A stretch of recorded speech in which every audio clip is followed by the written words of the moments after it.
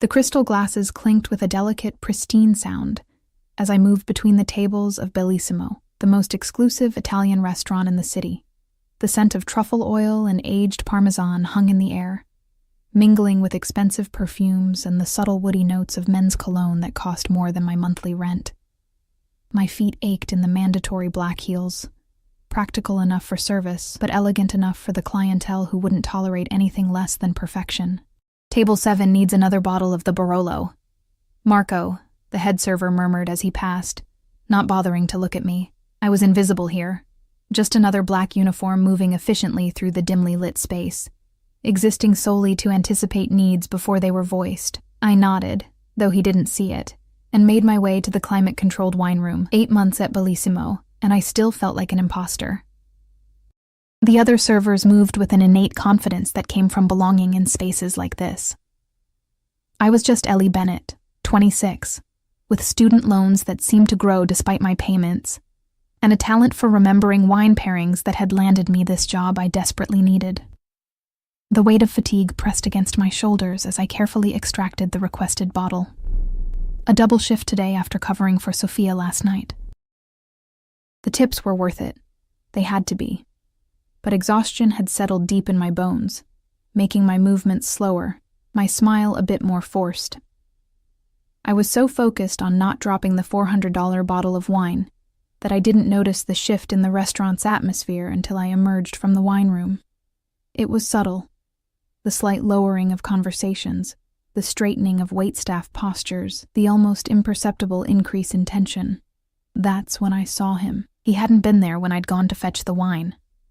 Table 12, the most private corner booth, had been empty all evening, reserved but unoccupied. Now 4 men sat there, but only one commanded attention. He wore a charcoal gray suit that looked as though it had been poured onto his frame, the kind of tailoring that didn't just suggest money, but whispered of power.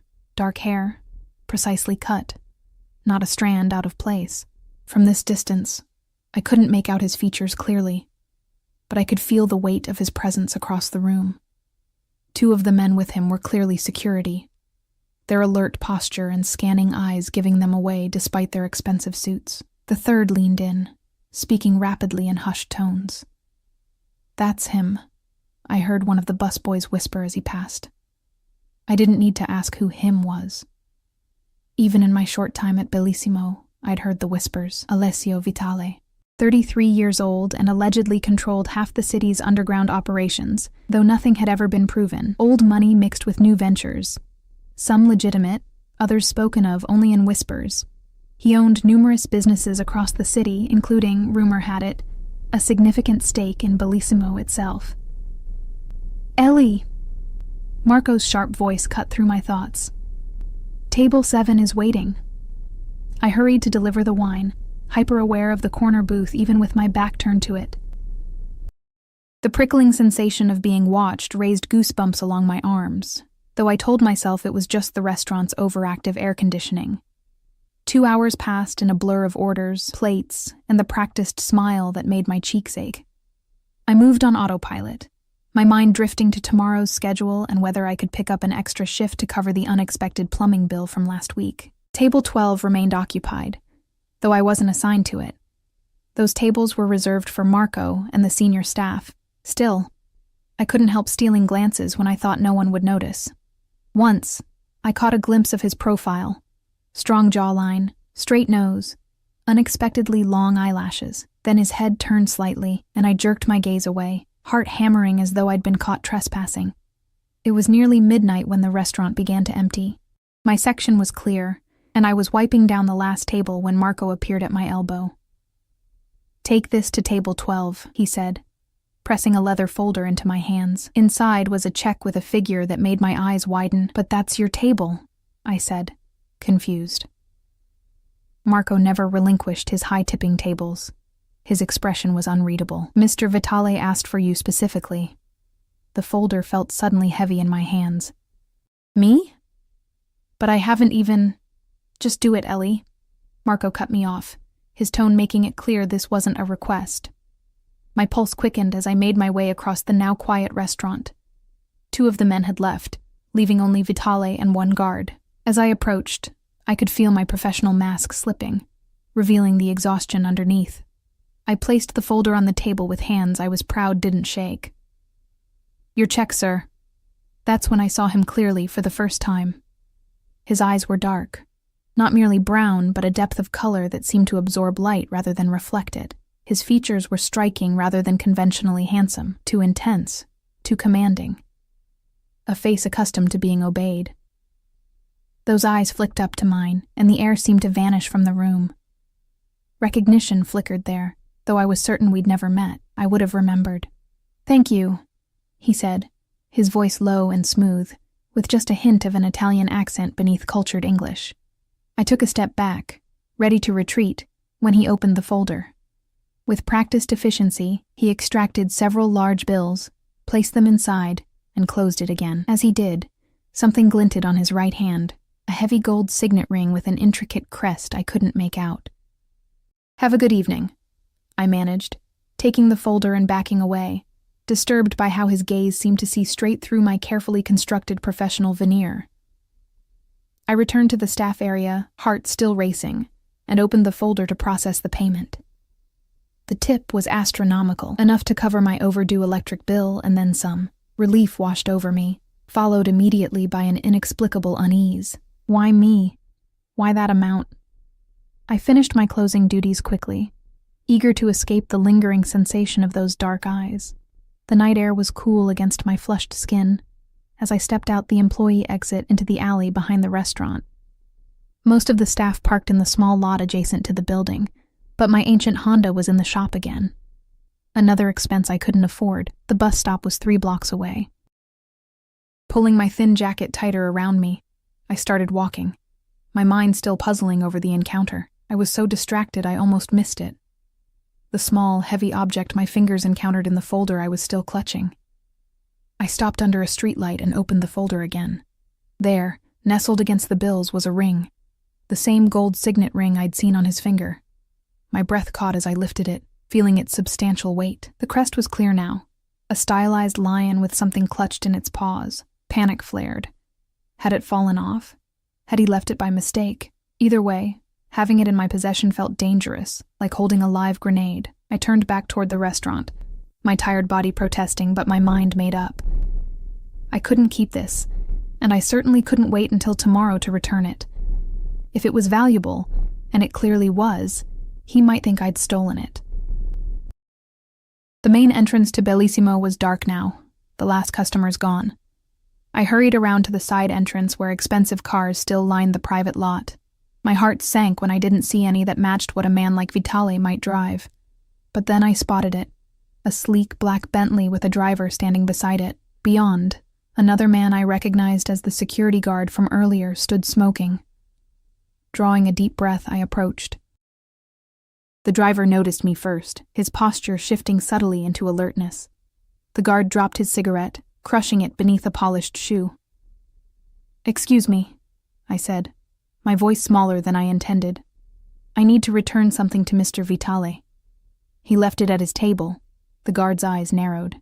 "Mr. Vitale doesn't forget things." I held up the ring, its gold catching the streetlight. This was in the check folder. Something passed between the two men. A look I couldn't interpret. Then the guard nodded once and moved toward the car's rear door. It opened before he reached it, and Alessio Vitale emerged, his tall frame unfolding gracefully. He didn't seem surprised to see me standing there, shivering slightly in the night air. "Ms. Bennett," he said. And the fact that he knew my name sent a chill down my spine that had nothing to do with the temperature. I extended my hand, the ring resting on my palm. "You left this, sir. I thought you'd want it back immediately." He made no move to take it, his expression unreadable as he studied my face.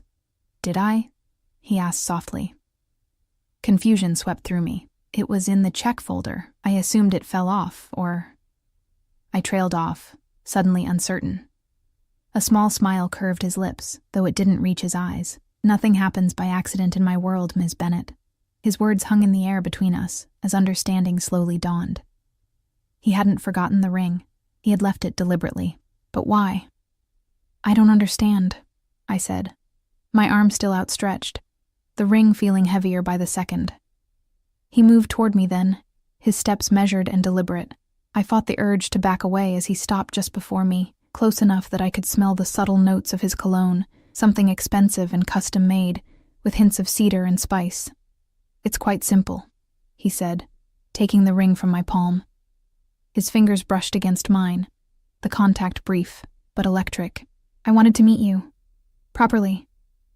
I stared at him, at a complete loss for words. He slipped the ring back onto his finger with practiced ease. "Why?" I finally managed. That smile again, cryptic and calculating. "You're different from the others there. You watch. You notice things." He tilted his head slightly. "You noticed me."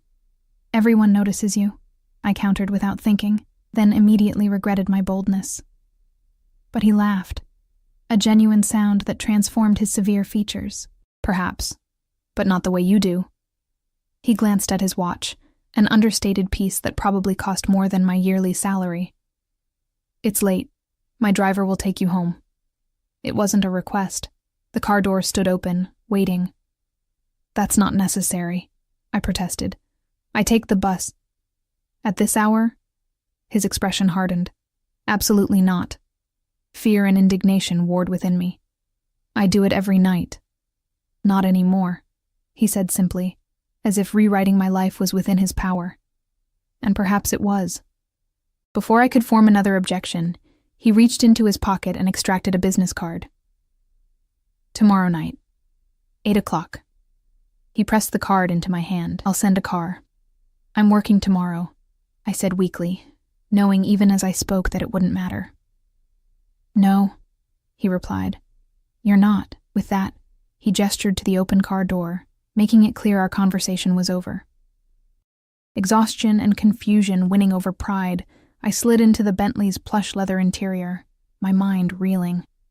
As the door closed beside me, I looked down at the business card in my trembling fingers.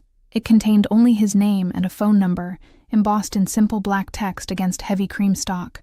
The driver slid into his seat, glancing at me in the rearview mirror. "Address?" he asked quietly. I gave it to him, still clutching the card, still trying to process what had just happened. As the car pulled away, I caught a final glimpse of Alessio Vitale watching me leave, his expression inscrutable, the signet ring once again gleaming on his finger like a silent promise, or a warning. Sleep eluded me that night. I tossed and turned in my small apartment, replaying the encounter with Alessio Vitale in my mind. His card sat on my nightstand, the embossed letters catching the faint glow of streetlights filtering through my thin curtains. I hadn't called the number. I wouldn't call the number. Whatever game he was playing, I wanted no part of it. By morning, exhaustion had settled over me like a heavy blanket. But my resolve was firm.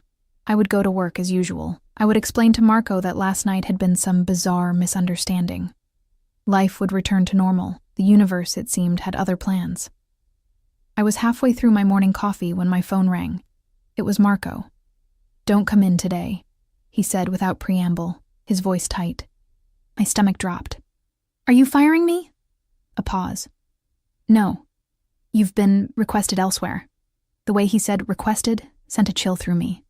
"Marco, I don't know what's going on, but I didn't ask for Ellie." He cut me off, lowering his voice. "Listen to me. When Alessio Vitale shows interest in something, it becomes his. That's just how it works in this city. I don't know what you did to catch his eye, but my advice? Don't fight it." The call ended before I could respond, leaving me staring at my phone in disbelief. My hands trembled slightly as I set it down, angry tears threatening to spill. Who did Vitale think he was, rearranging my life without my consent? And what exactly did showing interest entail? I spent the day in a state of nervous agitation, alternating between defiance and fear. By late afternoon, I'd convinced myself I would not be going to whatever meeting Vitale had arranged. I would not get into another one of his cars. I would not become some plaything for a dangerous man, regardless of how powerful he was. At precisely 7:30 p.m., my phone buzzed with a text from an unknown number. "Car arriving in 15 minutes. I stared at the message, my heart pounding. How had he gotten my number? I hadn't given it to him or his driver. The invasion of privacy felt like a physical violation, leaving me breathless with indignation. At 7:45, I peered through my window to see a sleek black car idling at the curb. Not the Bentley from last night, but an equally expensive Mercedes with tinted windows. I stepped back, my previous resolve wavering. What would happen if I simply didn't go down? My phone buzzed again. "Ms. Bennett, I'm waiting downstairs. Mr. Vitale doesn't appreciate tardiness." The implied threat in those simple words made my decision for me. Refusing might bring more trouble than complying, at least for now. I could always leave if things became uncomfortable. With shaking hands, I changed into the nicest dress I owned, a simple navy blue sheath that was my go-to for job interviews. I applied minimal makeup, pulled my chestnut hair into a neat ponytail, and grabbed my coat. Whatever Vitale wanted, I would hear him out, politely decline, and put this strange interlude behind me. The driver was standing beside the car when I emerged from my building. He was a different man from last night, younger, with close-cropped hair and the alert posture of ex-military. He opened the door without a word, his expression professionally blank. "Where are we going?" I asked as I slid into the back seat. "Mr. Vitale's residence," he replied, closing the door with a soft thud that felt oddly final. The drive took us out of my modest neighborhood and toward the city's north side, where old money lived in sprawling estates, hidden behind ornate gates and mature trees. I watched through the window as the scenery changed, becoming progressively more exclusive, more removed from the world I knew. We eventually turned onto a private road that wound through meticulously landscaped grounds. Security cameras tracked our progress, and I glimpsed men stationed discreetly among the trees. More guards. The house, when it finally came into view, wasn't the ostentatious mansion I'd expected, but a modern architectural masterpiece of glass, stone, and clean lines that somehow managed to look both inviting and impenetrable. The car stopped at the main entrance, where a woman in a simple black dress waited. Her silver hair was pulled back in a severe bun, her posture ramrod straight. "Ms. Bennett," she greeted me as the driver opened my door. "I'm Mrs. Russo, Mr. Vitale's housekeeper. Please, follow me." I followed her through massive wooden doors into a soaring entryway. The interior was a study in restrained luxury, expensive but not showy, with an emphasis on craftsmanship rather than ostentation. Original artwork hung on the walls, and the furniture looked like it belonged in a design museum. "Mr. Vitale will join you shortly," Mrs. Russo said, leading me to a sitting room overlooking an illuminated garden. "May I get you something to drink while you wait?" "Just water, please," I replied, my mouth suddenly dry. She nodded and disappeared, leaving me alone with my mounting anxiety. I perched on the edge of a leather chair, too tense to appreciate its comfort, and tried to steady my breathing. The water arrived, delivered by a young man in discreet livery, but Vitale didn't appear. 10 minutes stretched to 20, and I recognized the power play for what it was, making me wait, establishing dominance. My initial nervousness gave way to irritation. If this was how he treated all his interests, it was no wonder he had to resort to such manipulative tactics. I was considering walking out when the door finally opened. Alessio Vitale entered with the confident grace of someone who owned not just the room, but everything and everyone in it. He'd exchanged last night's formal suit for more casual attire, dark trousers and a light gray cashmere sweater that probably cost more than 3 months of my rent. The signet ring gleamed on his right hand. "Ms. Bennett," he said, his dark eyes assessing me. "Thank you for coming." I stood, determined to maintain whatever small advantage height might give me. Did I have a choice? A smile flickered across his face. "There are always choices. You chose to return my ring last night instead of keeping it or pawning it. You chose to get into my car this evening. After your driver implied there would be consequences if I didn't," I countered. His expression hardened slightly. "Paolo can be overzealous in his duties. I apologize if you felt threatened." The apology surprised me, though it didn't sound entirely sincere. I remained silent, waiting for him to explain why I was here. He gestured to the chair I'd vacated. "Please, sit. Have you eaten?" "I'm not hungry," I said, though it was a lie. I hadn't had an appetite all day. He ignored this, pressing a button on a discreet panel in the wall. Mrs. Russo, we'll take dinner now. Before I could protest again, he took the seat opposite mine, studying me with those unsettling dark eyes. Up close, I could see flecks of amber in them, warming what otherwise might have been a cold gaze. You're wondering why you're here, he said finally. Among other things. What else are you wondering, Ellie? The casual use of my first name felt like another boundary crossed without permission. Why me? How you got my phone number? What exactly you think is happening here? He leaned back, seeming almost amused by my directness. I have access to considerable information when I want it. As for why you... He paused, considering. You're different. Genuine. In my world, that's rare. And therefore valuable. I'm not for sale, I said sharply. His expression darkened. I never suggested you were. Don't mistake my interest for something crude. The door opened, sparing me from having to respond. 2 staff members entered with trays, setting up an elegant meal on the table by the window. The aroma of expertly prepared food made my empty stomach clench. Join me, Vitale said when they'd gone, moving to the table. It wasn't a request. I hesitated, then reluctantly took the seat across from him. The food, some kind of delicate pasta with seafood, looked and smelled incredible. You work too hard, he said conversationally, as he poured wine into crystal glasses. 60 hours last week, I believe. Double shifts. Always the last to leave. The fact that he knew my schedule sent another wave of unease through me. I need the money. Student loans, he nodded. Art history and business, correct? An interesting combination. My fork clattered against the plate. Have you been investigating me? I like to know who I'm dealing with. He took a sip of wine, watching me over the rim of his glass. You're talented, Ellie. Wasted at Bellissimo. It pays the bills, I said defensively. Barely. He set his glass down with precision. I have a proposition for you. There it was. I steeled myself for whatever inappropriate offer was coming. I'm not interested in being your mistress, Mr. Vitale. For a moment, he looked genuinely startled. Then he laughed, a rich, warm sound that transformed his severe features. Is that what you think this is about? Heat rushed to my face. I don't know what this is about. That's the problem.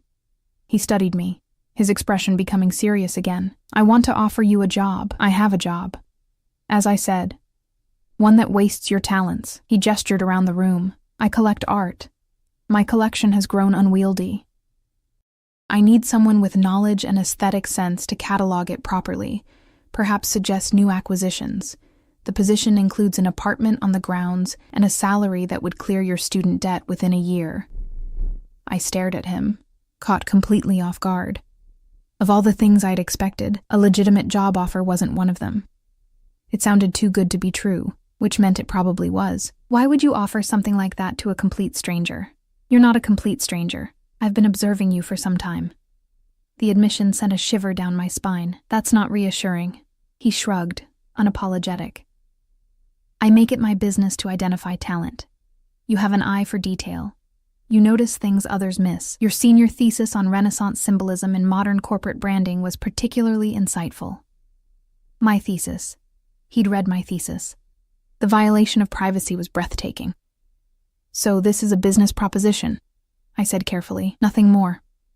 Something flickered in his eyes, amusement perhaps, or something darker. Would it disappoint you if it were? No, I said too quickly. It would be a relief. Then consider yourself relieved. He picked up his fork and began eating. The matter apparently settled in his mind. The position is yours if you want it. Take a few days to decide. I should have felt reassured. Instead, doubt crept in. Why go to such lengths for an art cataloger? He could have hired a professional with a single phone call. There had to be more to it. We ate in silence for several minutes.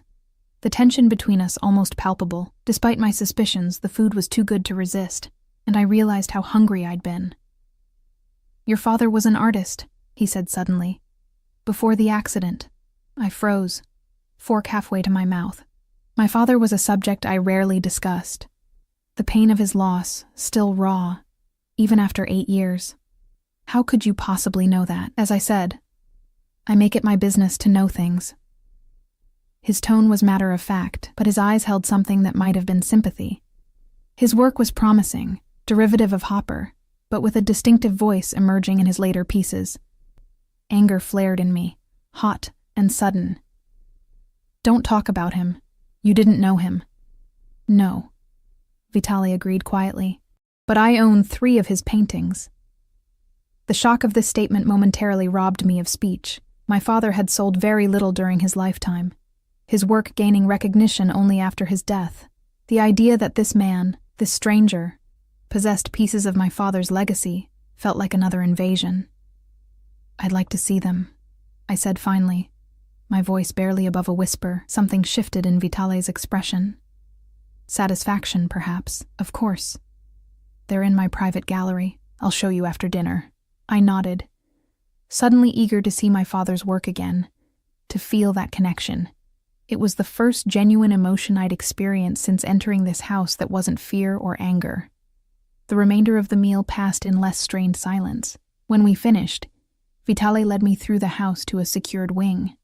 He placed his palm against a scanner, and heavy doors slid open to reveal a gallery worthy of a small museum. "My collection," he said simply, allowing me to enter first. I stepped inside, momentarily forgetting my suspicions as I took in the space. Paintings and sculptures were arranged with care and knowledge, the lighting perfect, the climate control evident in the room's consistent temperature. It was the work of someone who truly appreciated art, not just its monetary value. "This is incredible," I admitted, moving slowly from piece to piece. I recognized works by both established masters and emerging talents, all displayed with equal reverence. "Your father's pieces are here," Vitali said, guiding me to a wall where 3 canvases hung. My breath caught as I recognized my father's distinctive style. Urban landscapes with solitary figures, rendered in muted colors with strategic bursts of vibrancy. These were from his final period, when illness had already begun to affect his mobility, but before the accident that took his life. "How did you get these?" I asked, reaching out to almost touch the familiar signature in the corner. "Art auctions, private sales." He stood close behind me, his voice low. I could have chosen any pieces, but these spoke to me. I turned to find him watching me, his expression unreadable in the gallery's soft lighting. We were standing closer than I'd realized, close enough that I could smell that distinctive cologne again, could see the slight imperfection of a small scar near his left eyebrow. "Why am I really here, Mr. Vitali?" I asked quietly. He considered me for a long moment, his dark eyes searching mine. "Because when I want something, Ellie, I pursue it until it's mine." The possessiveness in his tone should have frightened me. Instead, it sent an unexpected thrill through my body, a reaction I immediately tried to suppress. "People aren't possessions," I said, taking a deliberate step back. "No," he agreed. "They're far more complex, more challenging." His eyes never left mine, more rewarding when they choose to stay of their own accord. The implication hung in the air between us, that this elaborate evening, the job offer, even acquiring my father's artwork, had all been steps in a campaign to... What? Seduce me? Own me? "I should go," I said, suddenly needing distance, air, time to think.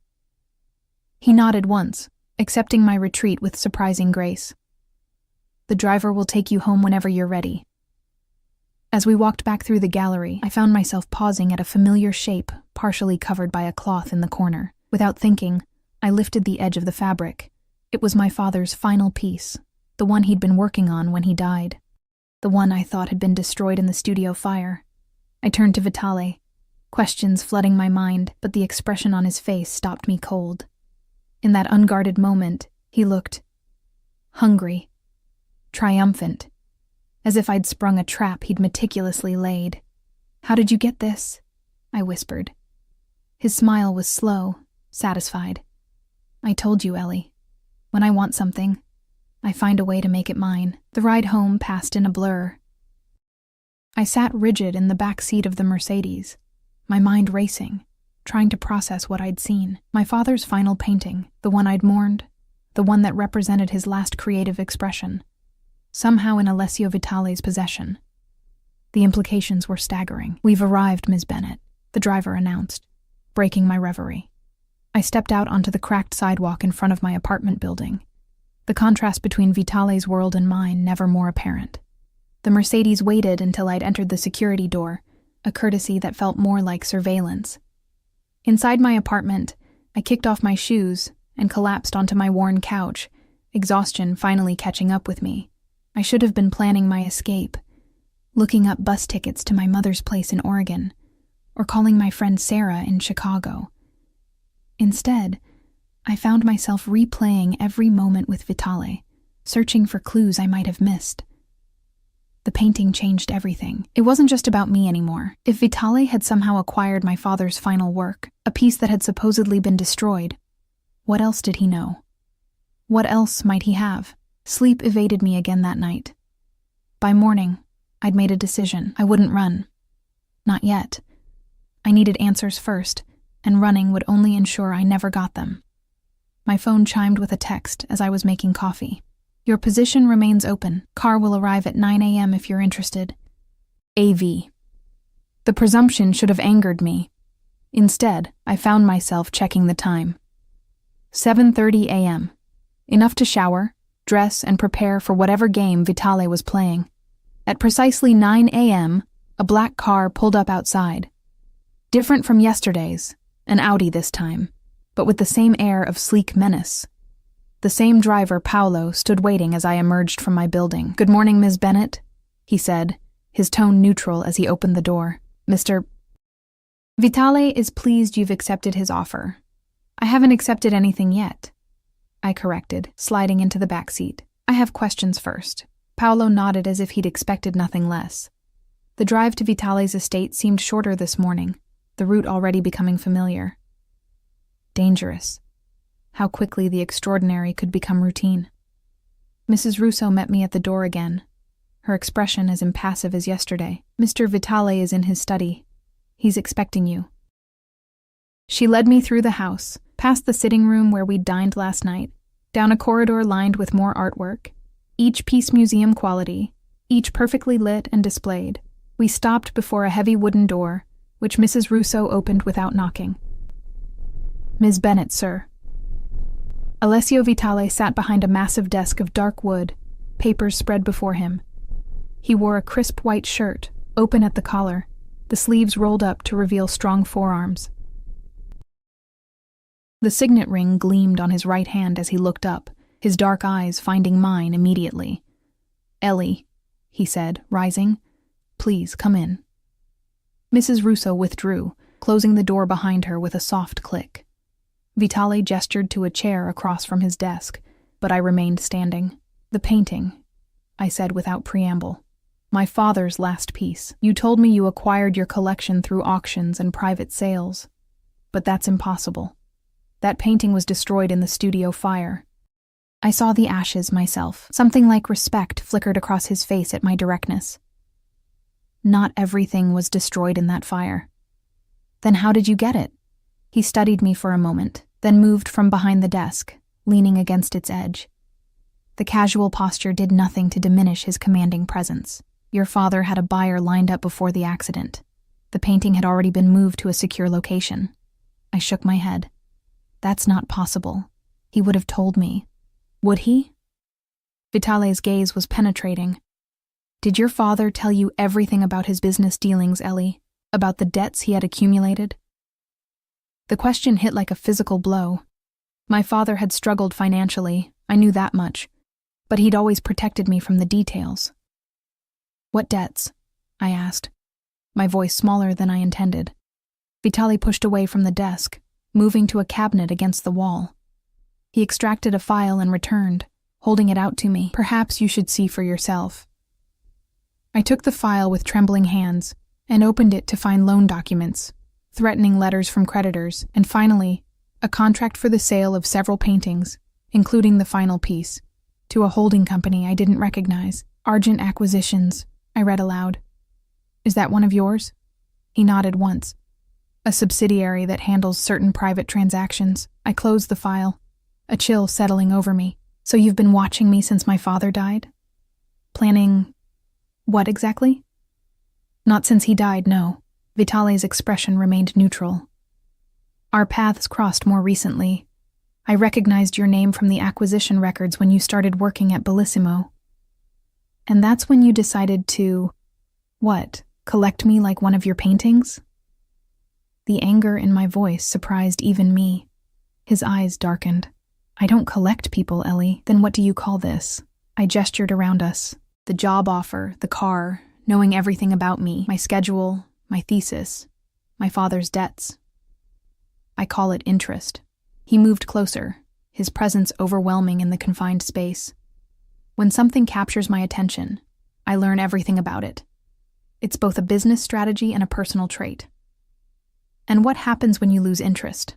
I challenged, refusing to back away despite his proximity. Something dangerous flickered across his face. I rarely do. The implication hung in the air between us, loaded with possibilities I wasn't ready to examine. I changed tack. The job offer. Is it real? Completely. He seemed almost relieved by the shift to business. My collection needs proper management and you're qualified. The terms I mentioned last night stand.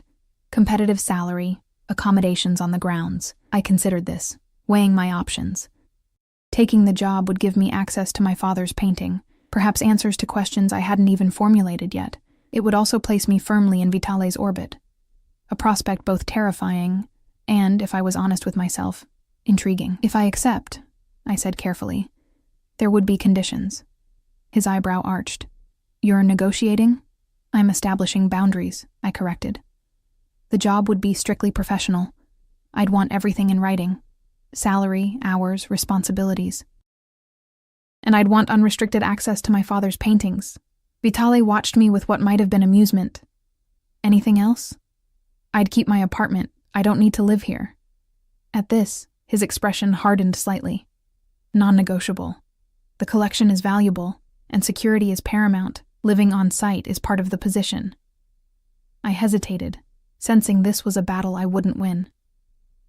I'd need access to my apartment to collect belongings, check mail. Easily arranged. He studied me for a moment. Are those all your conditions? For now, I said, unwilling to concede completely. He smiled then, a genuine smile that transformed his severe features, making him look younger, almost approachable. I accept your terms. When can you start? The speed with which he agreed made me suspicious. Don't you need time to prepare a contract?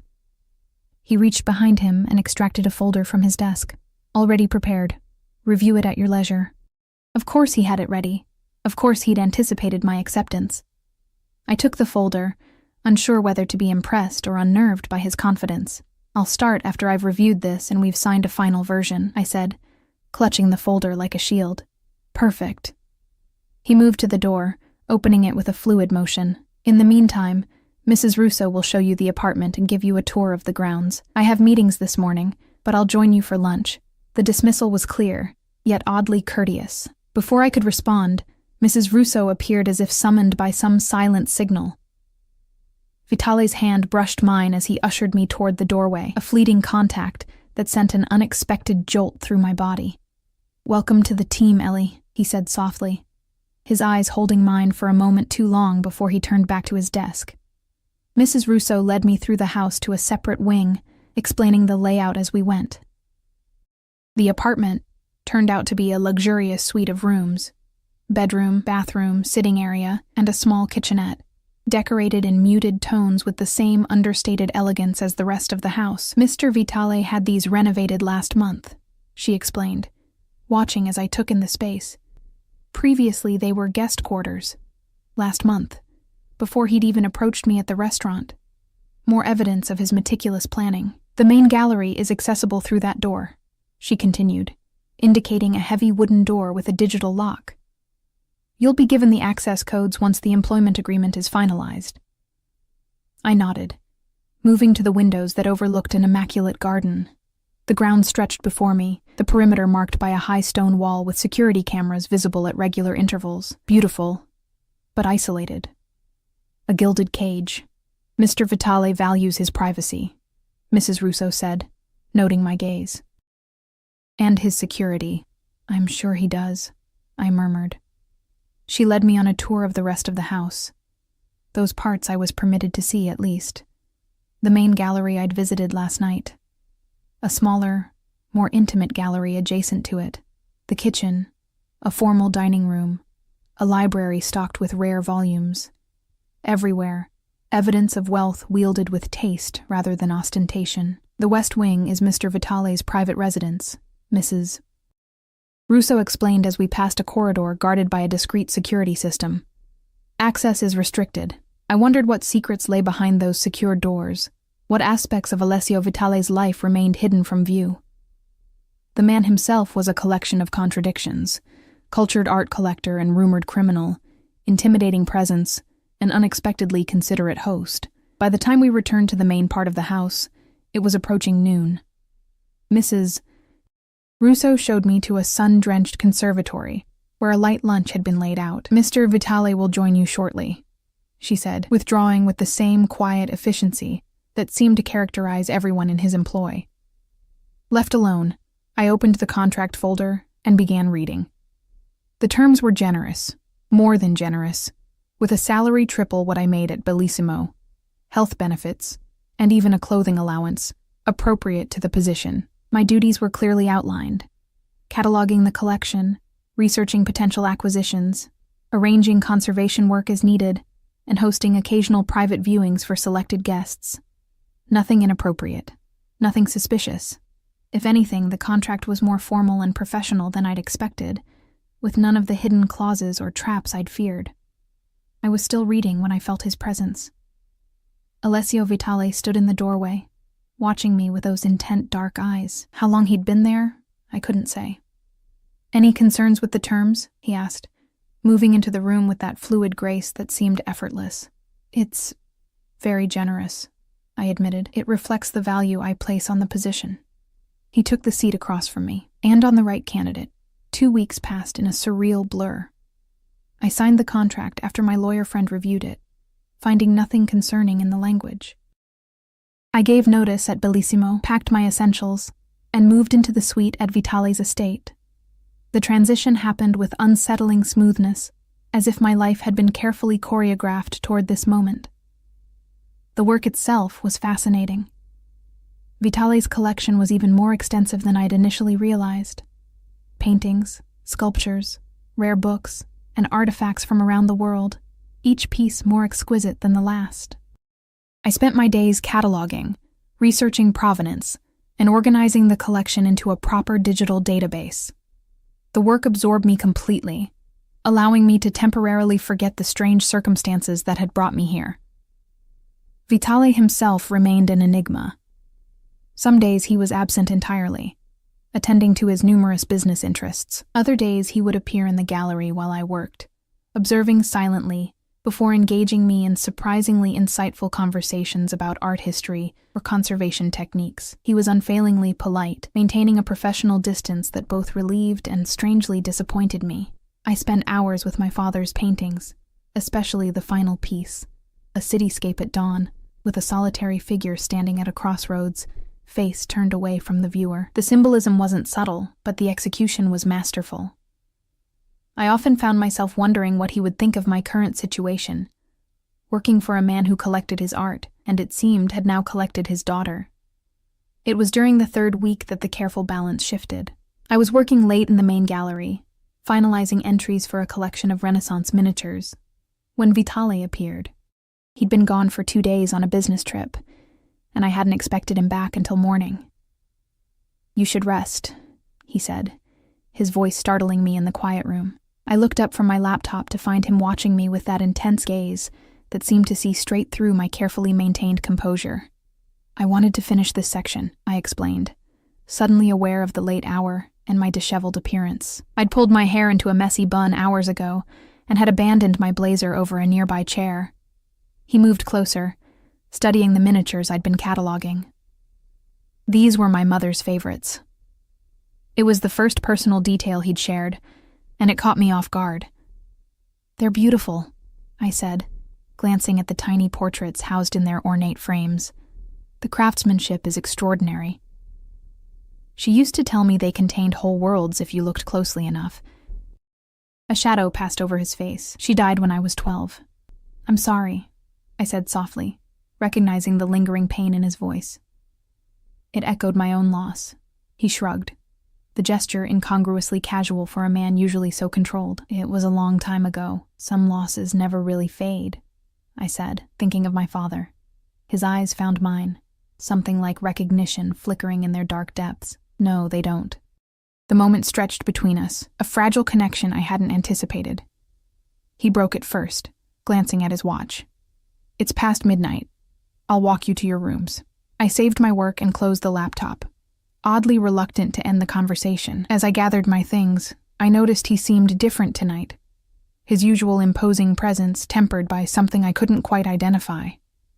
Fatigue, perhaps, or some lingering effect of whatever business had taken him away. We walked in companionable silence through the quiet house, our footsteps muffled by thick carpets.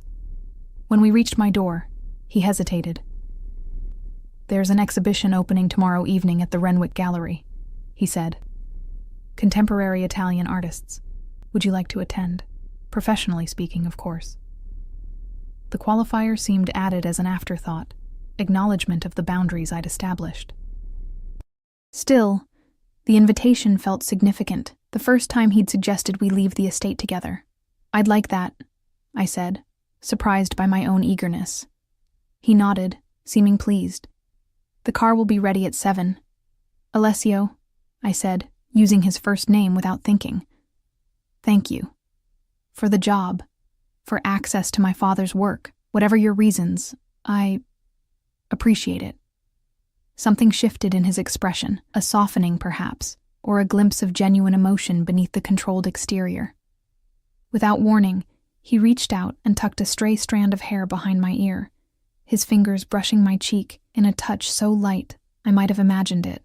"Sleep well, Ellie," he said, his voice low, before turning and walking away down the corridor. I stood frozen at my door, heart racing from that simple contact. As I prepared for bed, I tried to rationalize my reaction.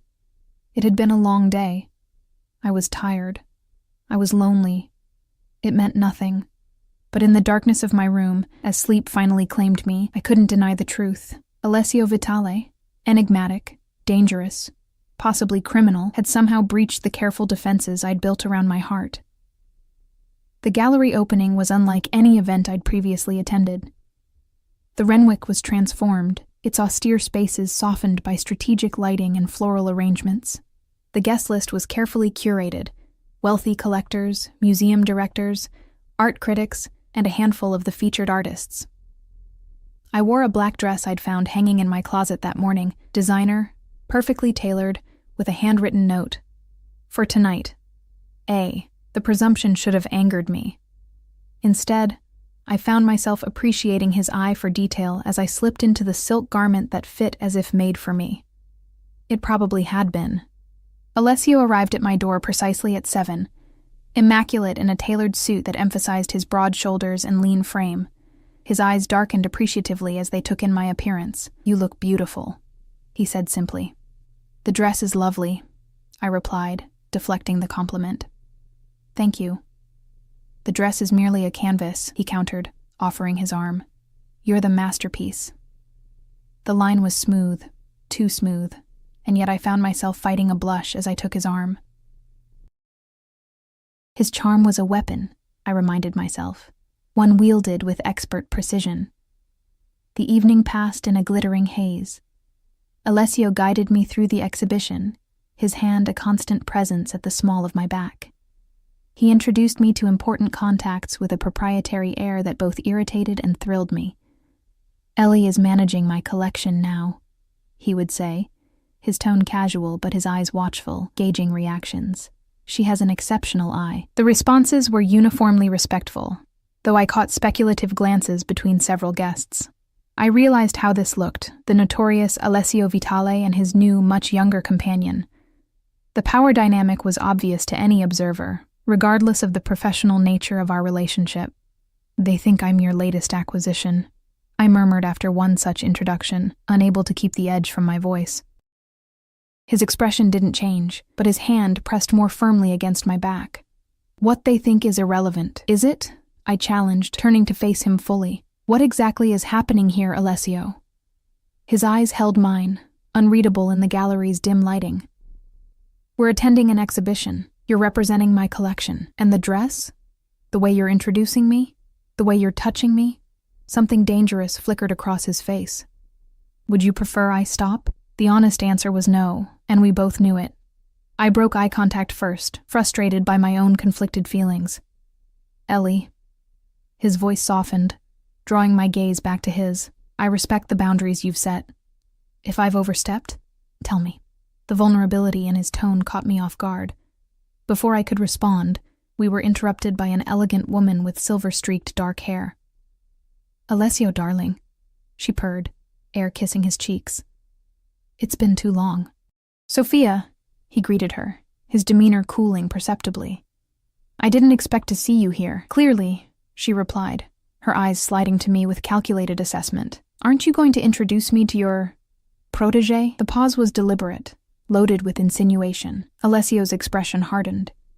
Ellie Bennett, Sophia Russo. Sophia's father is an old business associate. I extended my hand, which Sophia took with perfectly manicured fingers. Pleasure, she said, though her tone suggested otherwise. How long have you been working for Alessio? A few weeks, I replied, keeping my expression neutral despite the hostility radiating from her. How lovely for you both. Her smile didn't reach her eyes. Alessio has always had an eye for emerging talent. The implication was clear, and I felt heat rise to my face. Before I could respond, Alessio placed a possessive hand on my waist. If you'll excuse us, Sophia, he said coldly. We were just discussing a piece I'm considering acquiring. He guided me away without waiting for her response, his body tense beside mine. When we were out of earshot, I glanced up at him. Old girlfriend? I asked, aiming for casual and missing by a mile. His jaw tightened. Ancient history. She doesn't seem to think so. What Sophia thinks ceased to matter to me long ago. He stopped, turning to face me. Don't let her bother you. She's territorial about relationships that no longer exist. The possessive note in his voice stirred something in me, a dangerous flutter of pleasure I immediately tried to suppress. This wasn't a date. It wasn't a relationship. It was business. I needed to remember that. We completed our circuit of the exhibition, but the easy rapport from earlier had vanished. Alessio remained attentive, introducing me to important contacts, but a new tension thrummed between us. I found myself hyper-aware of his proximity, of the weight of his hand at my back, of the subtle cedar and spice scent of his cologne. The drive back to the estate was silent, both of us lost in thought. When the car pulled up to the main entrance, Alessio dismissed the driver with a nod. I'll walk you in, he said, coming around to open my door. The night air was cool against my heated skin as we climbed the steps to the main entrance. Inside, the house was quiet, the staff either asleep or discreetly absent. Thank you for tonight, I said as we reached my door. It was educational. A smile tugged at the corner of his mouth. Is that your professional assessment? What would you prefer I say? The question came out more challenging than I'd intended. His expression turned serious. I'd prefer honesty, Ellie. Always. Honestly? I took a deep breath. I don't know what this is. The job is real. I can see that. But there's more happening here, and pretending otherwise feels dishonest. He studied me for a long moment, his dark eyes unreadable. Then, with deliberate slowness, he reached out and traced a finger along my jawline, a touch so light it was barely there. There is more, he admitted, his voice low. But it's your move, Ellie. It has been from the beginning. Before I could process his words, he leaned in and pressed a kiss to my forehead, chaste, yet somehow more intimate than a more passionate gesture would have been. Good night, he said softly, before turning and walking away down the corridor, leaving me staring after him with my heart hammering in my chest. Morning found me in the gallery, seeking refuge in work rather than examining the confusing emotions Alessio had stirred in me. My father's paintings watched as I methodically catalogued, photographed, and researched, losing myself in the familiar rhythm. You're avoiding me. I startled at Alessio's voice, nearly dropping the tablet I'd been using. He stood in the doorway, dressed casually in dark jeans and a charcoal sweater that somehow looked as expensive as his suits. I'm working, I corrected, striving for a professional tone. He crossed the room with that fluid grace, stopping closer than strictly necessary. We should talk about last night. There's nothing to talk about. I returned my attention to the tablet, though the screen had gone blurry. We attended an exhibition. You made your position clear, did I? He reached out, gently taking the tablet from my hands and setting it aside, because I thought I left the next move to you. I finally met his gaze, finding none of the manipulation or calculation I'd expected. Instead, his dark eyes held something that looked remarkably like vulnerability. Why me? I asked, the question that had plagued me since that first night at Bellissimo. Of all the people you could have pursued, why a waitress with student debt and a complicated history with your art collection? His expression softened. Because you see me, Ellie. Not the reputation, not the wealth, not the power. The night you returned my ring, you looked me in the eye without fear or greed or calculation. Do you have any idea how rare that is in my world? The raw honesty in his voice caught me off guard. Your world seems very complicated. It is. He didn't elaborate, and I didn't press. Some truths were better left unspoken. What do you want from me, Alessio? I asked quietly. Really? He stepped closer, close enough that I could feel the heat radiating from his body. Everything you're willing to give, nothing you're not. His hand came up to cup my cheek, and this time I didn't pull away. His touch was gentle, at odds with the intensity in his eyes. And if I'm not willing to give anything beyond a professional relationship? I challenged, even as I leaned subtly into his touch. Then that's what we'll have. His thumb brushed across my bottom lip. Though I think we both know that's not true. The tension between us was electric, his face inches from mine. I should have stepped back, maintained the boundaries I'd so carefully established. Instead, I closed the distance between us, pressing my lips to his in a kiss that started tentative, but quickly deepened into something hungry and desperate. His arms encircled me, pulling me against him as the kiss intensified.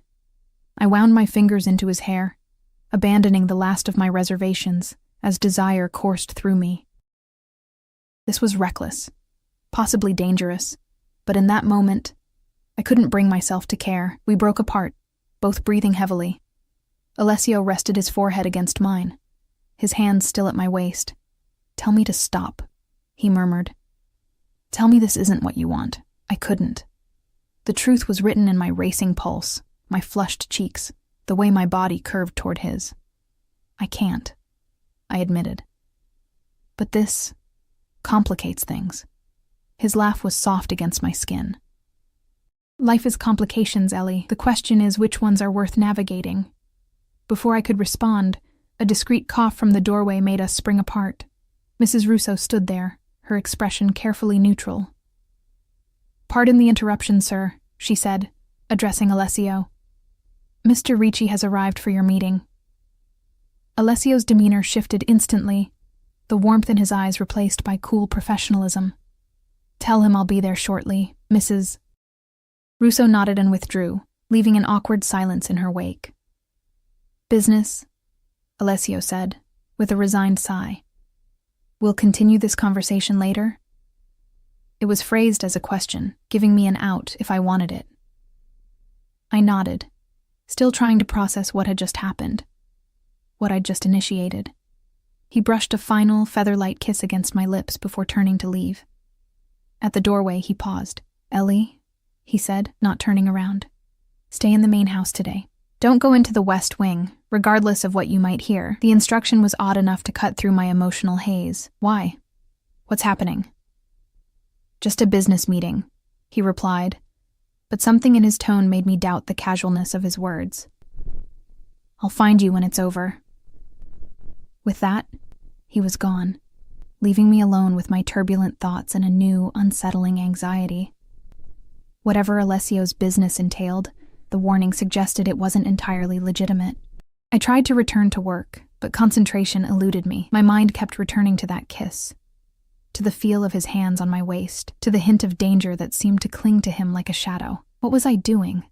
Getting involved with my employer was unprofessional enough, but when that employer was Alessio Vitale, a man whose reputation included whispers of criminal connections, It was potentially disastrous.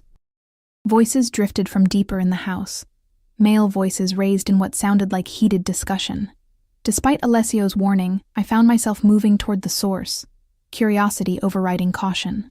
The voices led me to a corridor I recognized as the boundary of the West Wing, Alessio's private domain. I hesitated at the security door, which stood slightly ajar, unusual given the typical restrictions. Through the gap, I could make out Alessio's voice, cool and controlled, despite the tension evident in his words. That wasn't our arrangement, Antonio. The terms were clear. Circumstances change, replied a gravelly voice I didn't recognize. The price has gone up. We don't renegotiate after agreements are made. Alessio's tone hardened. It sets a bad precedent, and refusing to be flexible sets a different kind of precedent, a pause. One that might be costly for both of us. I edged closer to the door, straining to hear.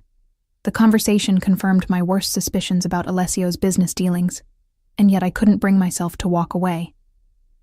Are you threatening me, Antonio? Alessio asked, his voice deadly quiet.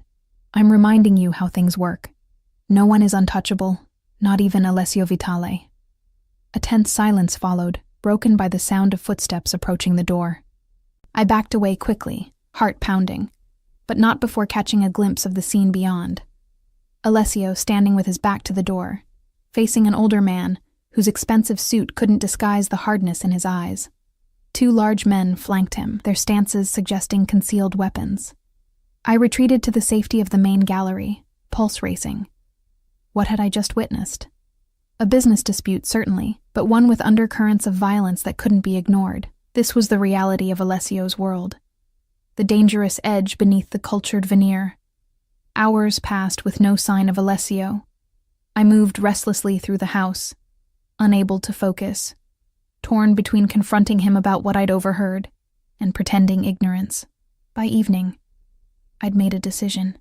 Whatever was happening between us, whatever feelings had been ignited, I couldn't ignore the realities of who he was. I was packing an overnight bag, intending to return to my apartment to clear my head, when a soft knock came at my door. I opened it to find Alessio standing there, looking more exhausted than I'd ever seen him. You're leaving, he said, noticing the bag on my bed. It wasn't a question. Just for tonight, I replied, though we both knew it might be longer. I need to think. He nodded, unsurprised. You overheard my meeting with Ricci. I did, I admitted, seeing no point in denial. Despite your warning to stay away. A ghost of a smile touched his lips. You don't take direction well. I should have expected that. Who is he? I asked, needing to hear the truth from him, whatever it might be.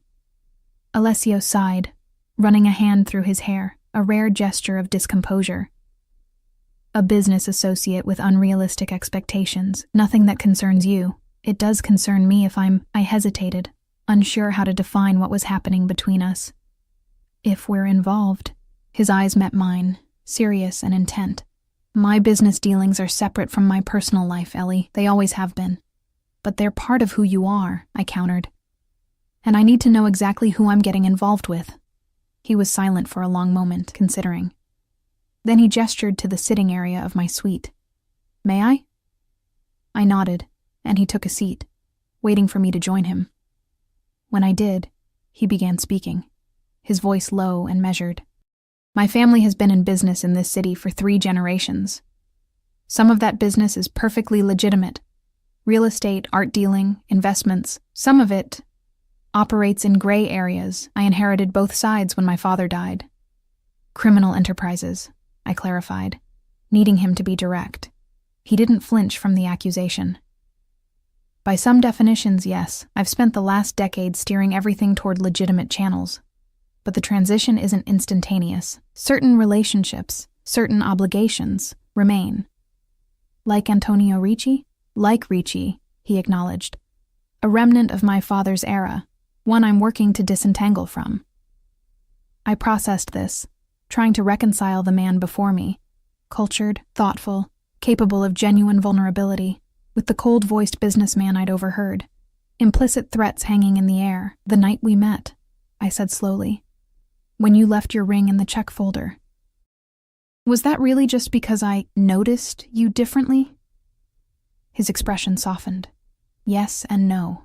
I'd been aware of you for weeks, the waitress who moved with quiet grace, who observed everything but revealed nothing. He paused. When I discovered your connection to the Bennett paintings in my collection, my interest deepened. It felt like fate. You don't strike me as someone who believes in fate, I said skeptically.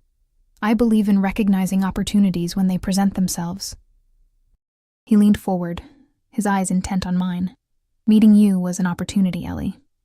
One I didn't intend to waste. The honesty in his voice was disarming. And now? What do you want now? Now? He reached for my hand, his touch gentle but insistent.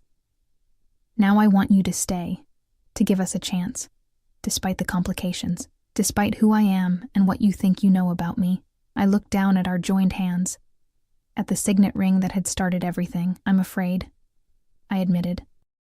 Of me? He asked, his voice carefully neutral. Of feeling this way about someone like you. I met his gaze directly, of what that says about me. Understanding dawned in his eyes.